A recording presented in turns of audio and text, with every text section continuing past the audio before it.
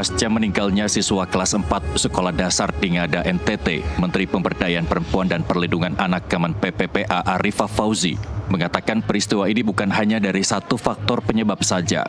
Ia menduga peristiwa ini merupakan puncak dari kumpulan tekanan sosial dan ekonomi yang dialami korban. Kemen PPPA telah berkoordinasi dengan pemerintah daerah serta melakukan pendampingan psikologis kepada keluarga korban. Di samping itu, Kemen PPPA juga masih mendalami dugaan kekerasan psikis yang diduga menjadi salah satu faktor pemicu serta pengaruh lingkungan sosial tempat tinggal korban. Namun peristiwa ini bukan merupakan satu faktor penyebab saja. Saya kira ini banyak faktor-faktor pendukung di belakangnya sehingga kenapa anak ini melakukan hal-hal yang menurut kami ini di luar di luar apa Bu Titi namanya ya? Iya, di luar dugaan.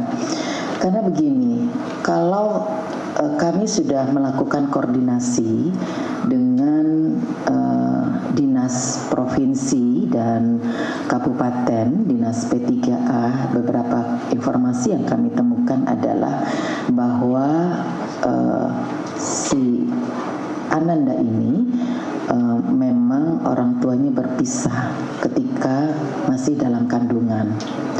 Kemudian si ibu ini menikah sudah 3 kali, jadi punya 4 saudara, yang 2 sudah dewasa, sudah bekerja, kemudian yang 2 itu 17 tahun, itu juga tidak melanjutkan sekolah, hanya lulus SD.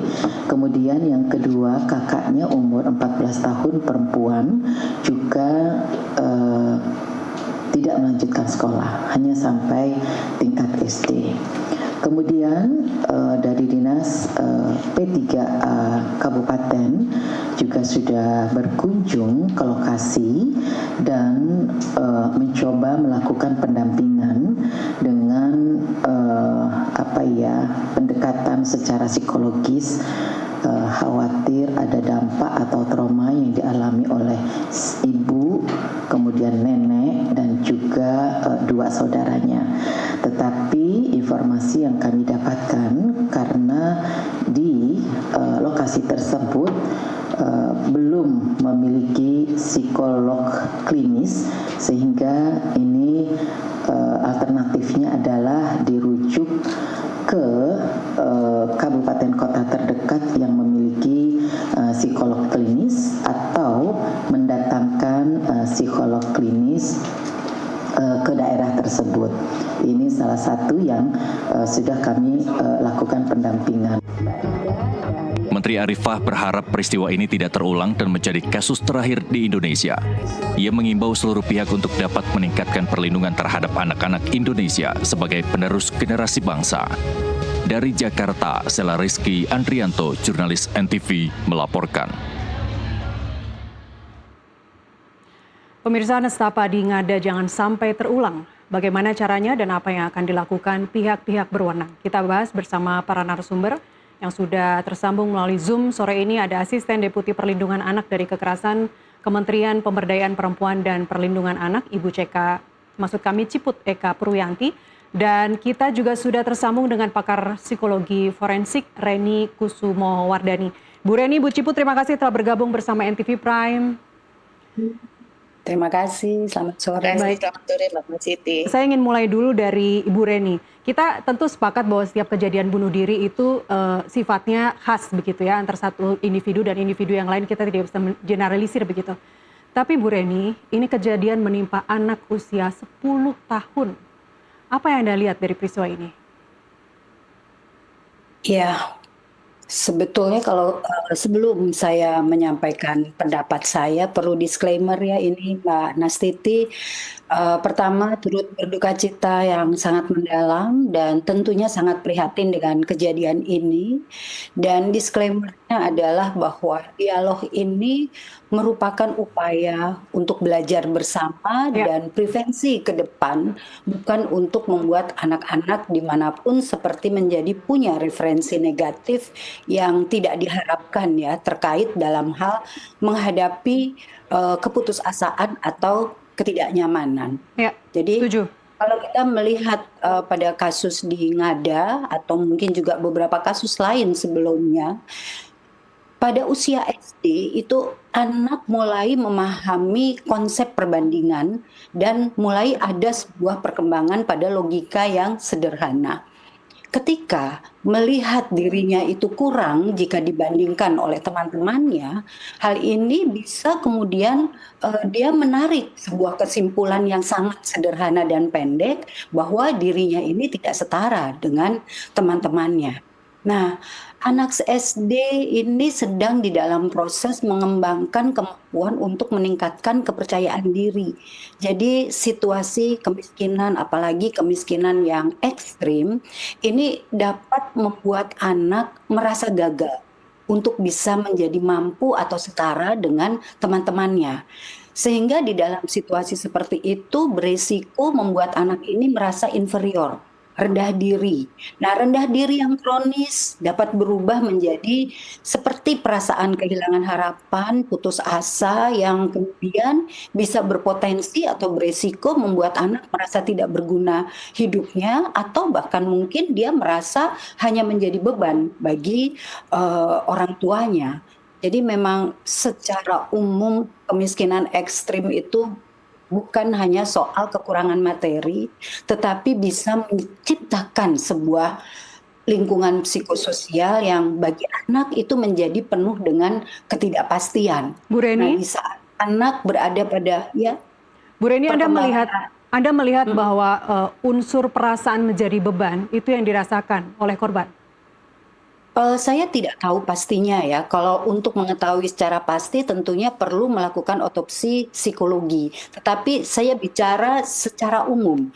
Kebanyakan anak-anak di dalam kemiskinan ekstrim ini sebetulnya bukan hanya soal materi, tetapi juga menciptakan satu lingkungan psikososial yang bagi anak menjadi penuh ketidakpastian. Ya, Anak usia sekolah dasar ini kan sedang berada pada tahap perkembangan di mana rasa aman, penerimaan sosial, dan kesempatan belajar itu menjadi fondasi harga diri gitu ya. Jadi ketika kebutuhan mendapatkan rasa aman tidak terpenuhi, ini berpotensi untuk bisa memicu rasa putus asa, menanamkan keyakinan seolah-olah masa depan itu suram, ya. tidak bisa diubah, dan kemudian dirinya bisa merasakan seolah hidupnya ini menjadi beban bagi keluarga dan lingkungannya. Tetapi ini saya bicara secara umum, Baik.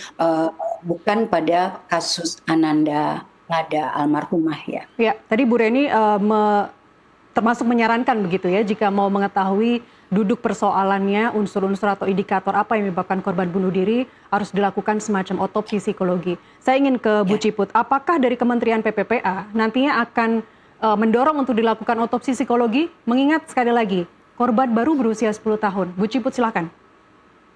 Ya, terima kasih Mbak Nasiti. Sama, kami juga turut berduka cita dan tentu menyayangkan peristiwa ini terjadi. Dan hari ini sebetulnya baru ada kegiatan rekonstruksi di Polres, dan tim kami melalui UPTD PPA Kabupaten Ngada turut hadir di sana. Sedangkan tim psikolog, konselor dan psikolog dari provinsi juga masih dalam perjalanan hari ini menuju ke Ngada. Nah, tentu kita akan mendengarkan dulu hasil dari rekonstruksi hari ini. Jadi besok kami cek dan tentu kami mendukung jikalau memang diperlukan psikologi forensik, otopsi psikologi ini, karena memang kan kebetulan korbannya sudah nggak ada ya, dan tentu kita berpikir dalam jangka panjang untuk memotret sebetulnya kondisi yang terjadi seperti apa, dan kalau memang nanti rekomendasinya perlu otopsi psikologi ini, ya kami akan dorong. Bahkan kami bisa memfasilitasi jikalau diperlukan ahlinya untuk hadir ke Ngada Baik. gitu ya, jikalau di NTT nggak ada gitu Mbak Nasti. Baik, yang jadi leading sektornya siapa Bu? Kementerian PPPA? Jadi gini, sesuai kewenangan, ini kan ada di kewenangan Kabupaten Ngada. Bahkan sore ini Ibu Menteri juga sudah melakukan telepon langsung dengan Bapak Bupati Ngada, dan ada komitmen yang sangat jelas dari beliau untuk atensi terhadap persoalan ini, tidak hanya sebagai upaya reaktif terhadap kejadian, tetapi juga nanti untuk melihat gambaran yang lebih besar gitu. Baik. Ya, persoalan apa yang mengakar. Nah, kami fungsinya tentunya siap sedia untuk memberikan asistensi dan memberikan bantuan-bantuan yang diperlukan, terutama dalam kaitan ahli, kemudian dukungan Baik. untuk komunikasi, koordinasi, Mbak Nasiti. Baik, terkait pendampingan psikologi saat ini sudah dilakukan oleh Polda NTT. Apakah berikutnya memang ini akan dilakukan oleh Polda NTT seterusnya? Sebetulnya kebutuhan untuk trauma healing, kita sebut ini ya untuk keluarga korban, Ya. itu sebetulnya kami berpikir ada juga pihak-pihak lain yang perlu juga mendapatkan perhatian untuk assessment, dan jika diperlukan ada trauma healing, itu adalah para guru dan juga teman-teman anak-anak ini.